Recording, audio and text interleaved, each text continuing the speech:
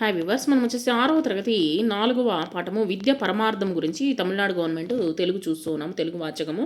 విద్య గొప్పతనాన్ని గురించి రాయండి. విద్య అగ్నిలో కాలనిది, అగ్నిలో వేసినా కానీ కాలనిది, నీళ్లలో నాననిది. ఎందుకంటే మన యొక్క తెలివితేటలు అనేటువంటిది మన మెదడులో ఉంటుంది.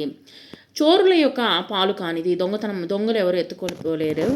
తర్వాత అన్నదమ్ములు ఆస్తి విభాగాల్లో సంబంధం లేనిదే విద్య. విద్య ధనానికి ఎన్నటికీ చేటు రాదు.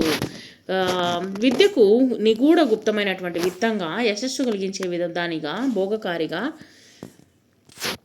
విదేశాలకు ఏగినప్పుడు ఆప్త బంధువుగా భావిస్తారు.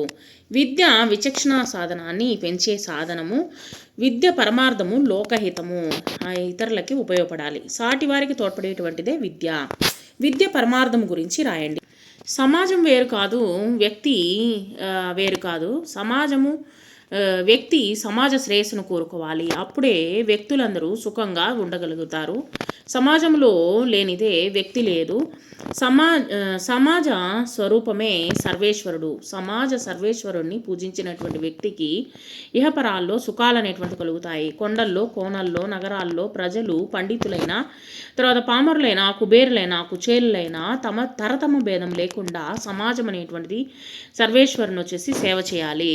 ఇన్నాళ్ళు మీరు బోధించినటువంటి విద్య పరమార్థమని తెలుసుకున్నానని చెప్తున్నాడను. ముగ్గురు విద్యార్థులకు గురువు చేసినటువంటి ఉపదేశం ఎట్టిది. విద్య పరమార్థము తెలియనిదే విద్య పూర్తి అయినట్లు కాదు. లోకహితము కోసమే విద్య అని తెలిపారు శిష్యులకు. మూడో శిష్యుడు చేసినటువంటి ఉపాయాన్ని తెలపండి. మూడో శిష్యుడు ఇలా అనుకున్నాడు, నేను ఏదో ఒక ఉపాయంలో ఈ కంటక మార్గంపై నడుచుకుంటూ ముందుకు సాగిపోవచ్చు, కానీ నా తర్వాత ఎవరైనా పొరపాటున ఈ మార్గాన నడిస్తే వాళ్ళకి ఈ ముళ్ళు గుచ్చుకుంటాయి. నేను ఇప్పుడే ఈ ముళ్ళనన్నింటినీ ఏరిపారవేస్తే భవిష్యత్తులో ఎవరికి బాధ అనేటువంటిది కలగదు, అందరికీ మేలు జరుగుతుంది అని వెంటనే పని ప్రారంభించాడు. వరుసగా కనపడినటువంటి ముళ్ళను ఏరిపారేశాడు. దారిని నిష్కంఠం గావించాడనమాట. నిష్కంఠం అంటే మంచి దారిగా చేశాడనమాట. ముళ్ళ పాదని తొలచివేసి దాన్ని వచ్చేసి మంచి మార్గంగా ఏర్పాటు చేశాడు మూడో శిష్యుడు.